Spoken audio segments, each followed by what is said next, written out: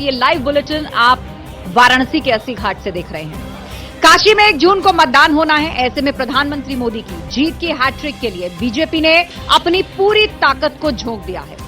यहां पर सरकार से जुड़े हुए मंत्री, सांसद, बड़े चेहरे, नेता डेरा जमाए बैठे हैं।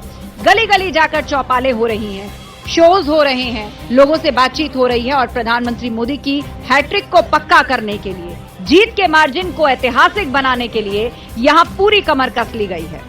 और दूसरी तरफ बीजेपी का यह भी दावा है कि काशी वासियों ने बीते 10 सालों में ही विकास को लेकर अपना मन भी बना लिया है।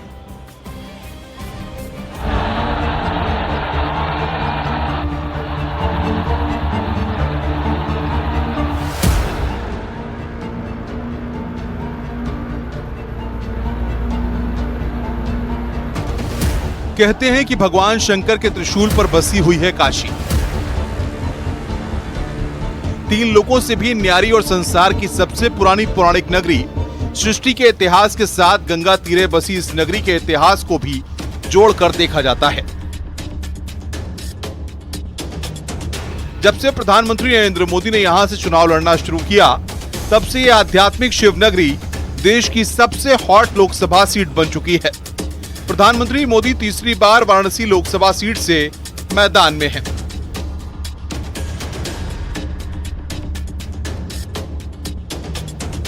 काशी विश्वनाथ कॉरिडोर ने वाराणसी के विकास में एक बड़ा अध्याय जोड़ा है।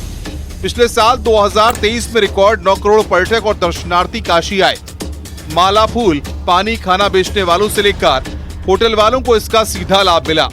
स्थानीय लोग भी काफी खुश हैं। उन्होंने काशी को इतना साफ और स्वच्छ कभी नहीं देखा। चुनावी गणित की बात करें तो 2014 से पीएम मोदी का वाराणसी लोकसभा क्षेत्र में जनाधार बढ़ा है। 2019 के लोकसभा चुनाव में पीएम मोदी को 6,74,664 वोट मिले थे। 2019 में वाराणसी लोकसभा सीट पर कुल वोट के 63.62% वोट मिले थे। 2014 के लोकसभा चुनाव में पीएम मोदी को 5,81,022 वोट मिले थे।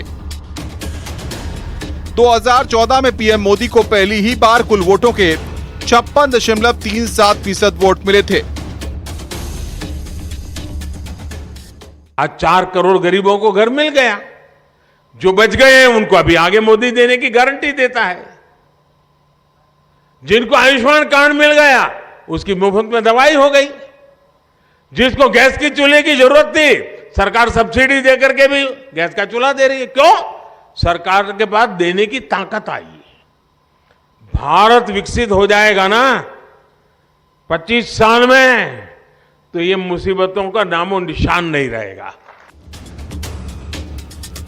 वाराणसी सीट पर बीजेपी का प्रदर्शन काफी अच्छा रहा है। 1991 से 1999 तक वाराणसी सीट पर बीजेपी का कब्जा रहा है। 2004 में कांग्रेस के राजेश मिश्रा इस सीट से जीते थे। 2009 में इस सीट से बीजेपी के वरिष्ठ नेता मुरली मनोहर जोशी जीते। 2009 में मुरली मनोहर जोशी ने बीएसपी के मुख्तार अंसारी को हराया था। वाराणसी संसदीय सीट में कुल 5 विधानसभा क्षेत्र आते हैं। रोहनिया, वाराणसी उत्तरी, वाराणसी दक्षिणी, कैंट और शिवापुरी, सभी 5 विधानसभा सीटों पर एनडीए का कब्जा है। रोहनिया से जहां अपना दल एस का विधायक है, वहीं बाकी 4 विधानसभा सीटें बीजेपी के खाते में हैं। काशी में पिछले 10 साल में काफी काम हुआ है। ये काम लोगों की जुबान पर है। काशी विश्वनाथ कॉरिडोर का भव्य निर्माण, बीएचयू में सुपर स्पेशलिटी ब्लॉक की स्थापना, 750 करोड़ रुपए की लागत से रिंग रोड, कई घाटों का जीर्णोद्धार किया गया, गंगा नदी की सफाई की गई, अंतर्राष्ट्रीय कन्वेंशन सेंटर रुद्राक्ष बनाया गया, 10 एसटीपी का निर्माण किया गया, हैंडलूम को बढ़ावा देने के लिए ट्रेड फैसिलिटी सेंटर बनाया गया, कई हाईवे बनाए गए और सड़कों को चौड़ीकरण किया गया। दिल्ली से वाराणसी तक वंदे भारत ट्रेन की शुरुआत की गई।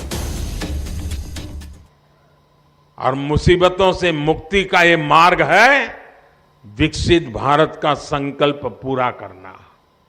और इसलिए मैं मेरे काशी वासियों को विश्वास दिलाता हूं कि आपके सेवक के नाते, आपके सांसद के नाते तो मैं काम करूंगा, लेकिन आपने मुझे देश का काम दिया है, उसमें भी महादेव के आशीर्वाद से मैं कभी पीछे नहीं रहूंगा। विपक्ष भले ही अपने भाषण में कोई भी दावे या वादे करे, लेकिन काशी में पीएम मोदी के किए कामों और विकास के आगे यहां उन्हें टक्कर देना इतना आसान नहीं है। पीएम मोदी को इस बार 5 लाख से ज्यादा वोटों से जिताने के लिए भारतीय जनता पार्टी ने पूरी ताकत झोंक दी है। न्यूज़ 18 के लिए ब्यूरो रिपोर्ट।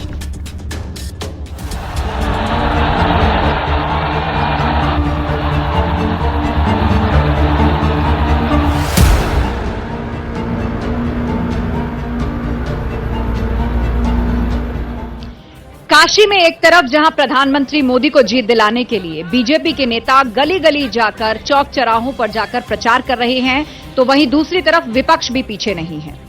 विपक्षी गठबंधन के उम्मीदवार यहां पर कांग्रेस के अजय राय हैं, जो देश के प्रधानमंत्री मोदी के खिलाफ चुनावी ताल ठोक रहे हैं।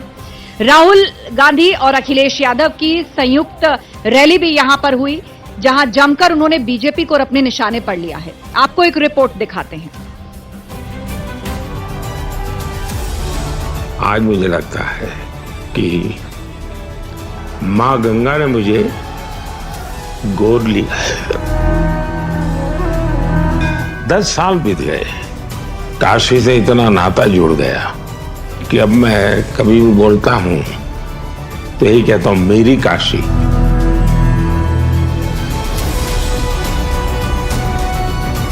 यूपी में लोकसभा चुनाव में वाराणसी सबसे हॉट सीट है। खुद पीएम मोदी यहां से प्रत्याशी हैं। पीएम मोदी का काशी से लगाव किसी से छुपा नहीं है। जहां एक तरफ बीजेपी ने प्रचार में पूरी ताकत झोंक रखी है, बीजेपी के तमाम दिग्गज नेता, मंत्री और सांसद काशी में डेरा डाले बैठे हैं, वहीं विपक्ष ने भी काशी में प्रचार तेज कर दिया है। कांग्रेस और समाजवादी पार्टी के गठबंधन के चलते दोनों ही दल इस बार अपने अपने दावे कर रहे हैं। एसपी और कांग्रेस के कोर वोटों के सहारे अजय राय यहां प्रधानमंत्री नरेंद्र मोदी को कड़ी चुनौती देने का दावा कर रहे हैं। काशी में विपक्षी गठबंधन की संयुक्त जनसभा में कांग्रेस के प्रत्याशी अजय राय ने अपने ही अंदाज में बीजेपी पर निशाना साधा।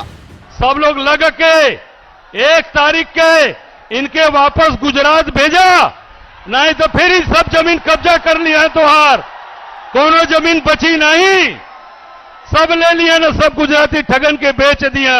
आज पूरा बनारस परेशान हो, पूरा बनारस का लोग चिंतित हुआ कि आज गुजराती लोग आके ठग के और उनके केवल परेशान, यहाँ के जनता के किसानन का जमीन औने पौने दाम पर खरीदल जाता। रैली में शामिल समाजवादी पार्टी के अध्यक्ष अखिलेश यादव ने बीजेपी पर हमला बोला। अखिलेश ने कहा कि डबल इंजन की सरकार का इस बार धुआं निकलता दिख रहा है। यहाँ डबल इंजन का इस बार धुआं निकलता हुआ नजर आ रहा है। अखिलेश ने अच्छे दिनों को लेकर निशाना साधा और कहा कि गठबंधन की सरकार अच्छे नहीं, लोगों की खुशियों वाले दिन लाएगी। यहाँ डबल इंजन का इस बार धुआं निकलता हुआ नजर आ रहा है, और अगर धुआं थोड़ा बहुत बचा भी होगा तो ये क्यूटो के लोग मिलकर के दोनों इंजनों का धुआं निकाल देंगे। उनके घिसे पिटे डायलॉगों को सुनना नहीं चाहते, जिन्होंने बहुत कुछ सुनाया और कहा कि अच्छे दिन आएंगे। बनारस वाले जानते होंगे कि उनके अच्छे दिन तो नहीं आए, लेकिन हम इंडिया गठबंधन के लोग आपको भरोसा दिला सकते हैं, जो अच्छे दिन की बात कर रहे थे, अच्छे दिन ही लाए।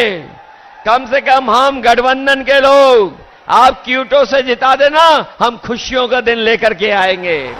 विपक्षी गठबंधन की संयुक्त रैली में राहुल गांधी ने भी बीजेपी पर जमकर हमला बोला।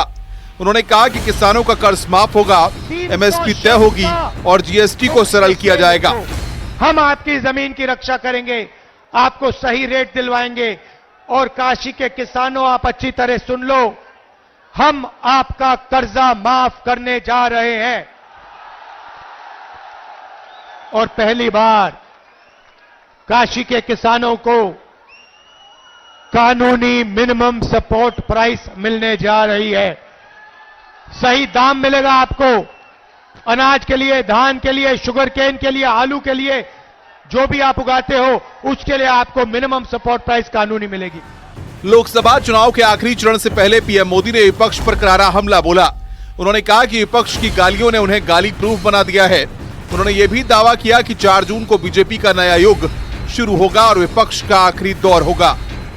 मैं तो पिछले 24 साल से गालियां खा करके गाली प्रूफ हो गया हूँ। मौत का सौदागर किसने कहा था? गंदी नाली का कीड़ा किसने कहा था? और मेरे यहाँ तो पार्लियामेंट में एक दिन हमारे एक साथी ने हिसाब लगाया था, 101 गालियाँ गिनाई थी।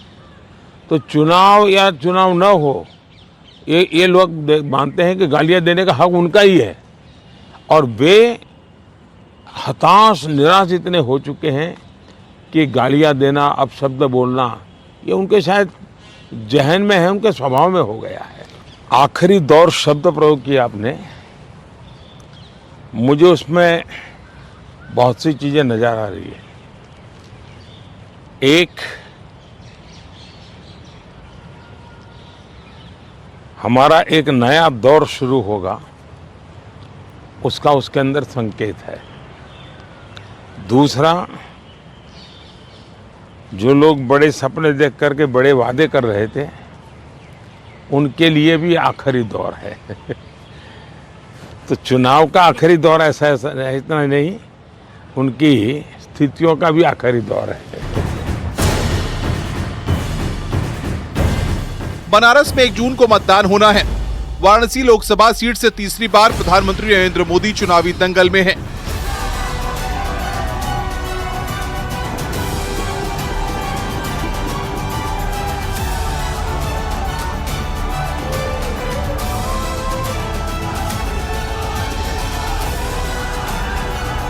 उनके खिलाफ मैदान में 6 उम्मीदवार खड़े हैं। सपा कांग्रेस गठबंधन के तहत कांग्रेस ने इस सीट से अजय राय को अपना उम्मीदवार बनाया है। वहीं बहुजन समाज पार्टी ने अतहर जमाल लारी को यहां अपना कैंडिडेट घोषित किया है। न्यूज 18 के लिए ब्यूरो रिपोर्ट।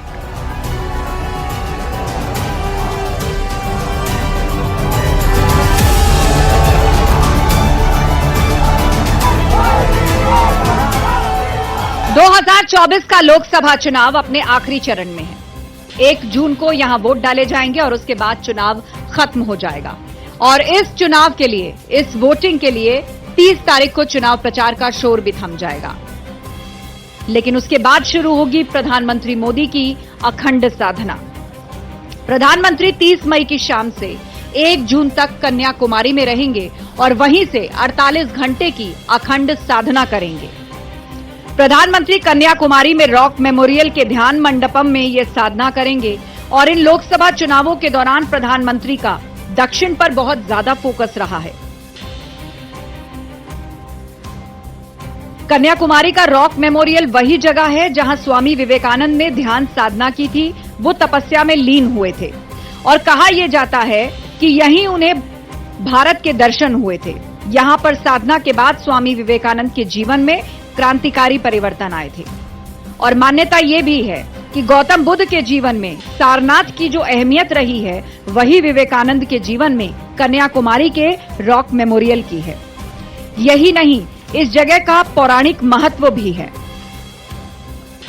एक मान्यता है कि इसी जगह पर देवी पार्वती ने भगवान शिव की प्रतीक्षा में एक पैर पर ध्यान लगाया था। कन्याकुमारी का रॉक मेमोरियल भारत का सबसे दक्षिण इलाका है और हिंद महासागर, बंगाल की खाड़ी और अरब सागर का संगम क्षेत्र भी है। अब इसी जगह पर ध्यान साधना करके प्रधानमंत्री देश को एकता का संदेश देंगे।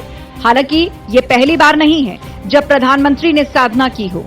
इससे पहले 2019 में चुनाव प्रचार के बाद प्रधानमंत्री केदारनाथ पहुंचे थे और वहां रुद्र गुफा में ध्यान लगाया था।